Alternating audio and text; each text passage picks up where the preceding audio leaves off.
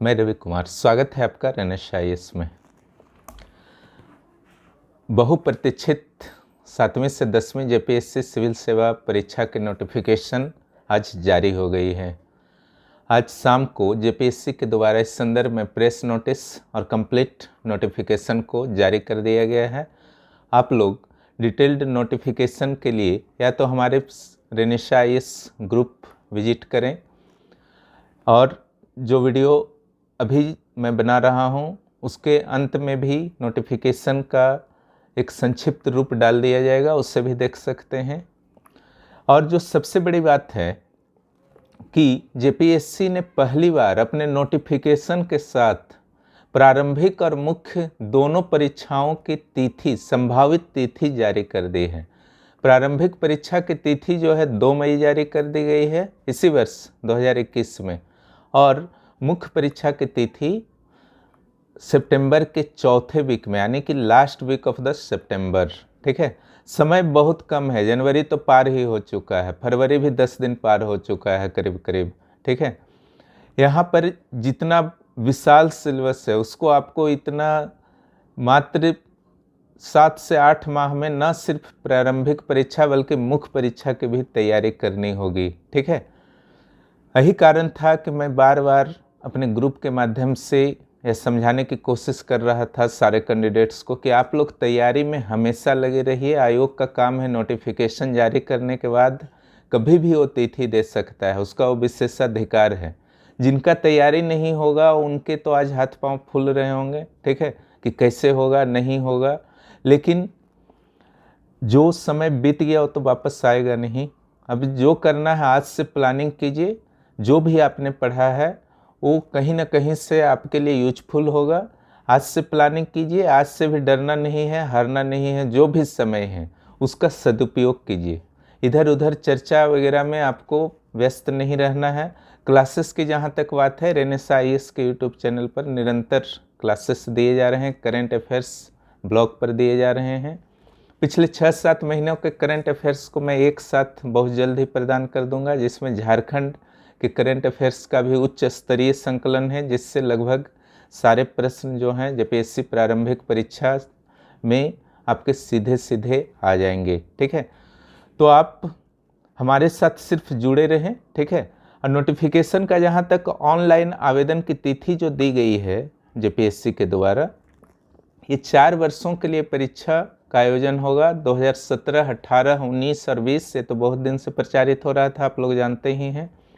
Online आवेदन भरने की तिथि 15 फरवरी से यह स्टार्ट होगा और 15 मार्च 2021 तक चलेगा। ठीक 1 मंथ नियमानुसार दिया गया है। ठीक है, इस दौरान सिर्फ आवेदन नहीं भरना है बल्कि PT प्रारंभिक परीक्षा के अधिकांश पार्ट को आपको समाप्त करने का भी प्रयास करना है, अगर चाहते हैं कि प्रारंभिक परीक्षा क्लियर हो सके, क्योंकि 4-5 वर्षों बाद वैकेंसी आ रही है, गला काट प्रतियोगिता होने की संभावना है। ठीक है, और पिछले 3-4 वर्षों में बहुत सारे कैंडिडेट्स जो सीरियस थे और दूरदर्शी थे, उन्होंने बहुत सारी तैयारियां भी कर ली हैं। ठीक है, तो उनके सामने फिर आप नहीं टिक पाएंगे। अगर आज भी चिंता, फिक्र और किसी भी तरह के लापरवाही में समय बिताते हैं तो फिर भूल ही जाइए। ठीक है, इसलिए आज से अभी से भिड़ जाइए। फॉर्म तो भरना एक सामान्य सी प्रक्रिया है, जो ज़रूरत है उसको पूरा करते हुए विदाउट एनी टेक्निकल फॉल्ट, जिस वर्ग के आप हैं, OBC के हैं, SC के हैं, ST के हैं, जनरल हैं। ठीक है, तो फॉर्म को एक एक लाइन को ध्यान से पढ़िए, क्योंकि JPSC का इतिहास रहा है कि टेक्निकल फॉल्ट को वह माफ़ नहीं करता है। ठीक है, तुरंत ही आप रिजेक्टेड लिस्ट में चले जाएंगे, आपके सारे सपने जो हैं चूर हो जाएंगे। इसलिए इस पर विशेष केयर कीजिएगा। और ऑनलाइन आवेदन भरने की तिथि 15 मार्च है। परीक्षा शुल्क भुगतान करने की अंतिम तिथि 16 मार्च है। 11:45 PM तक है, रात को 12 PM तक नहीं है। ठीक है, ध्यान रखिएगा। प्रारंभिक परीक्षा की संभावित तिथि 2 मई 2021 और मुख्य परीक्षा की संभावित तिथि 4th वीक ऑफ द सितंबर मंथ 2021। ठीक है, और JPSC के द्वारा यह भी कहा गया है कि अभ्यर्थी ऑनलाइन आवेदन भरने की प्रक्रिया प्रारंभ होने के पूर्व आयोग के वेबसाइट पर प्रदर्शित विस्तृत विज्ञापन एवं ऑनलाइन आवेदन भरने हेतु आवश्यक एवं विस्तृत निर्देश का भली भांति अध्ययन कर लेंगे। ठीक है। विज्ञापन से संबंधित किसी भी जानकारी के लिए हेल्पलाइन नंबर जारी किया गया है, जो कार्य दिवस के अवसर पर आप फ़ोन कर सकते हैं 10 बजे से 5 बजे तक।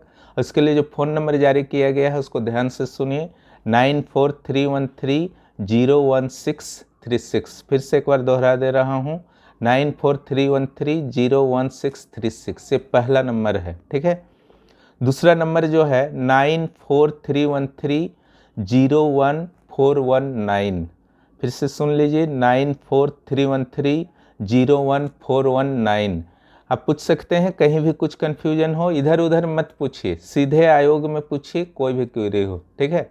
इधर उधर से पूछ के गलत जानकारी आप कीजिएगा, आप गलत फॉर्म भर देंगे, ये आपके लिए बहुत ही नुकसानदायक होगा। ठीक है। यहाँ पर जो जिस पोस्ट के लिए आपकी परीक्षा होगी उन पोस्टों के बारे में भी आपका विस्तृत विवरण आयोग के द्वारा नोटिफिकेशन में जारी किया गया है। वह होगा उप समाहर्ता, यानी कि डिप्टी कलेक्टर वीडियो जिसको कहा जाता है, पुलिस उपाधीक्षक डीएसपी के लिए, जिला समादेष्टा, ठीक है, कारा अधीक्षक, सहायक नगर आयुक्त, कार्यपालक पदाधिकारी, विशेष पदाधिकारी। नगर पालिका में होता है, जो नगर पालिका या नगर निगम के मेयर होते हैं या अध्यक्ष होते हैं, उनके सहयोग के लिए एक प्रशासनिक अधिकारी जो होते हैं वही कार्यपालिका पदाधिकारी उनको कहा जाता है। इस बार भी शिक्षा सेवा में पोस्ट है। ठीक है। अवर निबंधक, सहायक निबंधक, सहायक निदेशक सामाजिक सुरक्षा, नियोजन पदाधिकारी, जिला नियोजन पदाधिकारी, प्रोबेशन पदाधिकारी। ठीक है। यहाँ पर जो है जितने भी पोस्ट्स के मैंने नाम लिए, सहायक निदेशक सामाजिक सुरक्षा का 4800 ग्रेड पे है, नियोजन पदाधिकारी, जिला नियोजन पदाधिकारी का 4800 ग्रेड पे है, प्रोबेशन पदाधिकारी का 4800 ग्रेड पे है। बाकी जितने भी ऊपर के पोस्ट हैं, चाहे अवर निबंधक हों, झारखंड शिक्षा सेवा हो, सभी के 5400 ग्रेड पे हैं। शैक्षणिक योग्यता आपको स्नातक पूर्ण रहना चाहिए, आप अपेयरिंग में नहीं भर सकते हैं, ये ध्यान रखिएगा, अन्यथा पैसा बर्बाद हो जाएगा। उम्र गणना की जो तिथि होगी, ठीक है, वो स्पष्ट कर दिया है आयोग ने, 1 मार्च 2021 होगा। ठीक है। और इस अवसर पर जनरल कैंडिडेट्स को 35 वर्ष, मेल कैंडिडेट को 35 वर्ष आयु से कम होना चाहिए। ठीक है।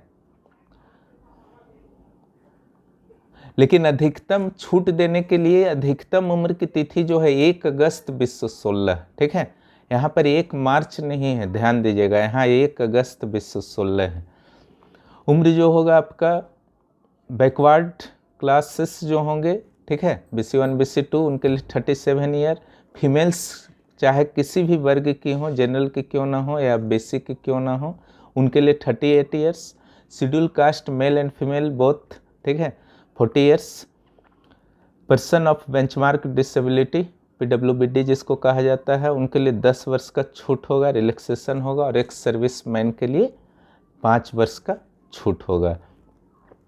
इसके अलावा जो इन्फॉर्मेशंस आपके आए हैं, क्लियर कर दिया गया है कि हिंदी इंग्लिश जो है क्वालिफाइंग मार्क्स होंगे। ठीक है। यानी कि मुख्य परीक्षा में इनके जो मार्क्स जोड़े गए थे, जिसके कारण छठी JPSC में विवाद हुआ था, वह नहीं जोड़े जाएंगे। ठीक है। उसको क्लियर कर दिया गया है। सर्विस एलोकेशन के संबंध में भी क्लियर किया गया है कुछ जो इस बार आपके उप समाहर्ता के पोस्ट दिए गए हैं, टोटल 44 है, जिसमें अनारक्षित जो है मात्र 18 है। ठीक है। पुलिस उपाधीक्षक DSP के पोस्ट जो हैं 40 हैं, जिसमें 20 अनारक्षित हैं। जिला समादेष्टा 16 पोस्ट हैं, जिसमें 9 अनारक्षित हैं। और कारा अधीक्षक के 2 पोस्ट हैं, दोनों अनारक्षित हैं। ठीक है। और बाकी पोस्ट की जानकारी के लिए डिटेल्स नोटिफिकेशन को पढ़िए। महिलाओं के लिए क्षैतिज आरक्षण दिया गया है। इसका अर्थ है कि अगर वो खुद ब खुद अपनी मेरिट से जितना आरक्षण दिया गया है उतने सीट्स पर उनका सिलेक्शन हो जाता है, तो उनको अलग से फिर नहीं लिया जाएगा। क्षैतिज आरक्षण का अर्थ यही होता है।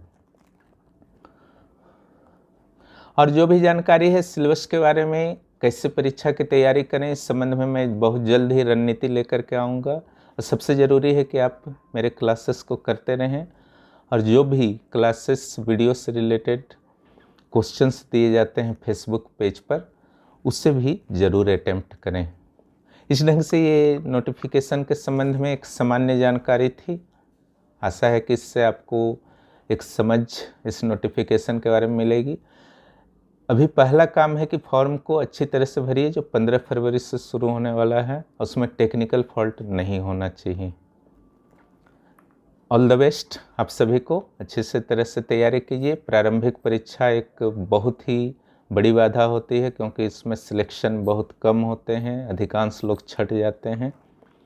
और इस परीक्षा के लिए मेरी ओर से शुभकामनाएं, रेनेसा IAS की ओर से शुभकामनाएं। हमसे जुड़े रहिए। धन्यवाद।